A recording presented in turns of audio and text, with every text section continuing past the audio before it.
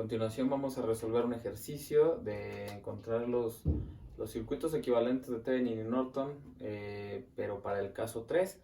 El caso 3 es un circuito que únicamente tiene fuentes dependientes, como el que podemos observar en el diagrama. Sí, en este caso igual nos pide encontrar los equivalentes de Thevenin y Norton en las terminales A y B. Sí, primero que nada, como hemos venido mencionando, recuerden que hay que desconectar la red B, que es la resistencia de 2000 ohms. La tenemos que desconectar, ¿sí? Desconectamos la resistencia de 2000 ohms. Y para este caso 3, dado que no tenemos ninguna fuente independiente, lo que tenemos que hacer es excitar el circuito por medio de una fuente de corriente o de voltaje. Es una fuente de corriente o de voltaje con un valor conocido. En este caso vamos a utilizar una fuente de voltaje de un volt, que ese se llama voltaje de excitación, y ese voltaje de excitación, como decimos, va a ser un volt. A partir de ese voltaje de excitación, lo que nosotros vamos a buscar es la corriente de excitación, y con el voltaje de excitación y la corriente, aplicando la ley de Ohm, podemos sacar la resistencia equivalente vista en las terminales A y B. Muy bien, entonces procedemos a resolverlo. Vamos a utilizar el método de análisis nodal.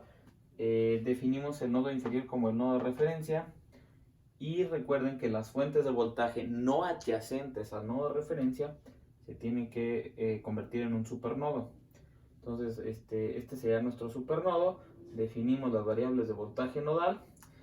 Y bueno, antes de empezar con el análisis, sabemos que V de X, que es el voltaje que estaba entre las terminales A y B, V de X va a ser automáticamente el voltaje de la fuente de excitación. Entonces decimos que V de X es igual a 1 volt.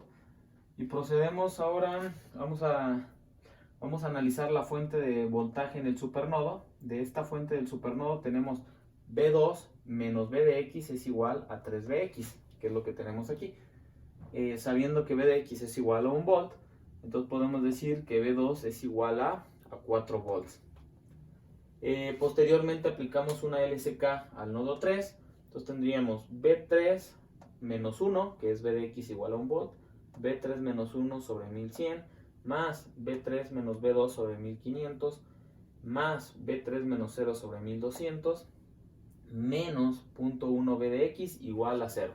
Que es esta ecuación que tenemos aquí. Simplificando, sustituyendo el valor de Vx y V2 y simplificando, nos da un resultado que V3 es igual a 42.99 volts.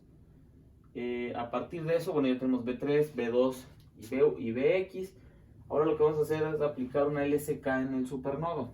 Entonces empezamos V2 menos 0 sobre 1000, más V2 menos V3 sobre 1500, más 1 volt, que es el valor de V de X, 1 menos V de 3 sobre 1100, menos la corriente de excitación, eso es igual a 0.